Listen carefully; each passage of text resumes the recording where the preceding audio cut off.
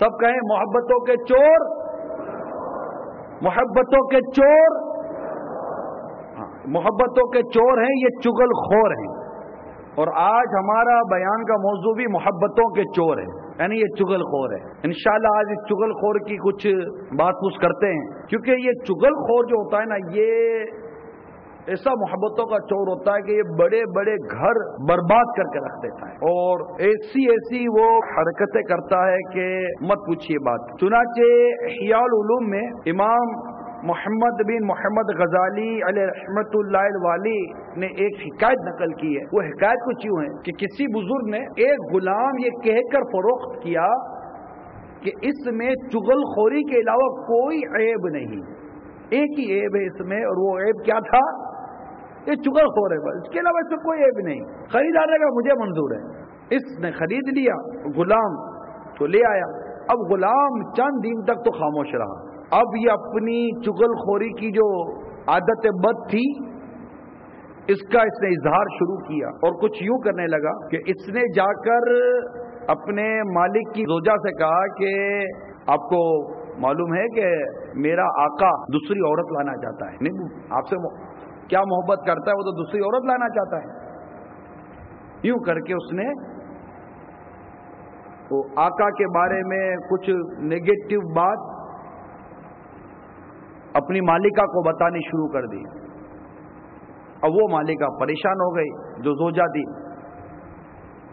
اب کیا تو اس سے کہا کہ آپ ایک کام کریے، استرا لیجیے، اور جب میرا آقا سو جائے نا، صاحب سو جائیں، تو صاحب کی گدی سے کچھ بال کاٹ کر مجھے دے دیجیے گا، میں کچھ منتر پڑھ کے دے دوں گا، آپ کا بیڑا پار ہے. اس نے جا کر اب آقا کو کہا، آقا ہوشیار، بیگم صاحبہ نے کسی الگ آدمی سے دوستی کی ہوئی ہے، اور آج رات کو آپ کا کام پورا ہونے والا ہے. آج رات کو میرا کام پورا ہونا ہے جی، آج رات کو آپ کا کام پورا ہونے والا ہے. آپ کو یقین نہیں ہے، آپ جھوٹ موٹ سو جائیے گا، دیکھیے گا آپ کے اوپر قتل نوار ہوگا آج.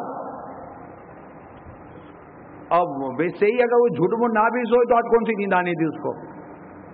وہ جھوٹ موٹ کر کے وہ لیٹ گیا. جیسے وہ جھوٹ موٹ کر کے لیٹا تو وہ بیگم صاحبہ نے استرا نکالا کہ بال کاٹے. جب جیسے اس سے بال کاٹنے کے لیے استرا گدی کے قریب کیا، اس نے کروٹ لی. وہ تو سمجھ گیا کہ مجھے قتل کرنے کے لیے آگے بڑھی ہے. اس نے ہاتھ پکڑا، استرا لیا، اور اس نے اپنی بیگم کا قتل کر دیا. اور وہاں اس عورت کے گھر والوں نے آ کر اس کے شوہر کا قتل کر دیا، اس مرد کا قتل کر دیا، اور دو قبیلوں میں لڑائی ہو گئی، دو خاندان لڑ پڑے. اس لیے میں کہتا ہوں محبتوں کا چور یہ چغل خور ہے، جو محبتوں کا چور ہے.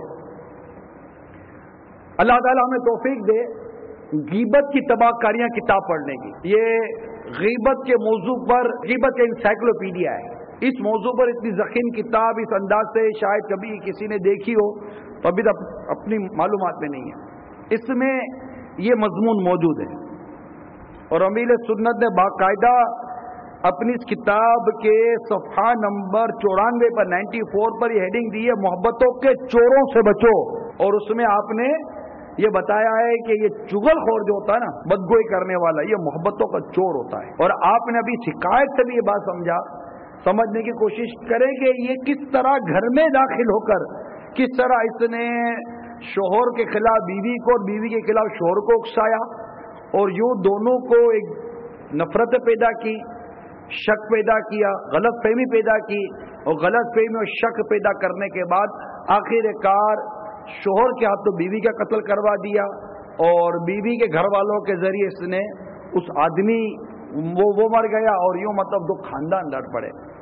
میرے میٹھے میٹھے پیارے پیارے اسلامی بھائیوں، یہ بہت ہی اہم اور حساس موضوع ہے. آج ہم اگر اپنے معاشرے پر نظر کرتے ہیں تو بہت زیادہ نا اتفاقی ہے، بہت زیادہ نا اتفاقی ہے. ساس و بہو میں بھی نہیں بن رہی، شوہر و بیوی میں نہیں بن رہی ہوتی ہے، بھائی بھائی میں نہیں بن رہی ہوتی، بہن بہن میں نہیں بن رہی ہوتی ہے، بھائی بہن میں نہیں بن رہی ہوتی، دوست دوست میں نہیں بنتی، ایک پارٹنر دوسرے پارٹنر سے بنا کر نہیں رکھ پاتا، دفتر کے اندر ایک کام کرنے دوسرے کام کرنے والے سے نہیں بنا پاتا، جس کو ہمارے عموماً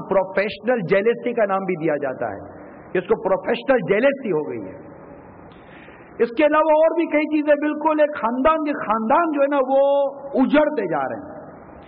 اب چگلی، غیبت اور تہمت، ان تینوں میں مطابقت کیا ہے؟ ہمارا ایک نعرہ ہے، وہ نعرہ کیا ہے؟ غیبت کے خلاف اعلان جنگ، نہ غیبت کریں گے نہ غیبت سنیں گے، نہ غیبت کریں گے نہ غیبت سنیں گے، نہ غیبت کریں گے نہ غیبت سنیں گے انشاءاللہ عز و جل۔ اب غیبت کے خلاف یہ جو کتاب لکھی گئی ہے، جو جنگ، یہ غیبت کے خلاف جنگ کا ایک بہترین ہتھیار ہے غیبت کی تباہ کاریہ کتاب۔ اس کے اندر کئی مقامات اور اہل سنت نے غیبت کے بیان کے ساتھ ساتھ چگلی کو ساتھ لیا ہے، کیونکہ یہ اس سے جدا نہیں ہو سکتی۔ ایک طرف غیبت ہے، ایک طرف تہمت اور ایک طرف چگلی ہے، بیچ میں چگلی ہے، ٹھیک ہے؟ اس کو سمجھنے کی کوشش کیجئے کہ یہ کیا ہے۔ ایک شخص آ کر کسی سے کوئی بات کہہ رہا ہے، برائی بیان کر رہا ہے۔ عمر، زید اور بکر، یہ تین نام آپ ذہن میں رکھیں، ٹھیک؟ عمر، زید اور بکر۔ زید بکر کے پاس آ کر کہتا ہے عمر ایسا ہے، عمر ایسا ہے، عمر ایسا ہے، عمر میں یہ برائی، عمر میں یہ برائی، عمر میں یہ، بلا مصلحت شرعی، کوئی مصلحت شرعی نہیں، کوئی مطلب اس کی کوئی وہ اجازت نہیں ہے، ٹھیک ہے؟ اس کو غیبت کہتے ہیں۔ یہ تو آپ سمجھ گئے نا، یہ غیبت ہے کہ وہ یوں برائی ہو رہی ہے اس کی، اور اس کو غیبت کرنے کا بلا مصلحت شرعی، اس کی کوئی شرعی نہ مصلحت ہے نہ اس کے سننے کی کوئی مصلحت ہے، تو اس کو غیبت کرنے کا گناہ، اس کو غیبت سننے کا گناہ، اور غیبت حرام اور جہنم میں لے جانے والا کام ہے، ٹھیک؟ یہ ہمارے پاس اس کے کارڈ بھی لگے ہوئے ہیں کہ غیبت حرام اور جہنم میں لے جانے والا کام ہے۔ اب یہ بات آپ نے بھی بیانات میں سن رکھی ہے کہ اگر وہ اس کے متعلق جو بات کر رہا ہے وہ غیبت کب ہے کہ جب سچ کہہ رہا ہے، اور روایتوں سے بھی یہی بھی ہم نے سمجھا، اگر وہ جھوٹ کہتا ہے تو وہ اس کو تہمت باندھ رہا ہے، بہتان لگا رہا ہے، اور وہ غیبت سے سخت ہے۔ اب یہی زید بکر کے پاس آ کر عمر کی اس کے پیٹھ پیچھے برائی بیان کر رہا ہے کہ اگر اسے پتہ چلے تو برا لگے، یہ ہو گئی اس کی غیبت۔ اب غیبت اس کی ہو گئی۔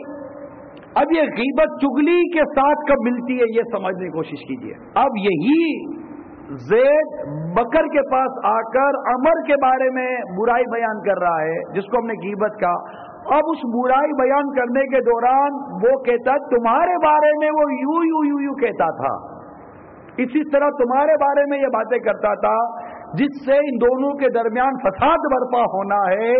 اب یہ بات جو وہ کر رہا ہے یہ غیبت کے ساتھ ساتھ چگلی بھی ہو گئی، کہ یہ غیبت بھی کر رہا تھا، اب چگل خور بھی بن گیا۔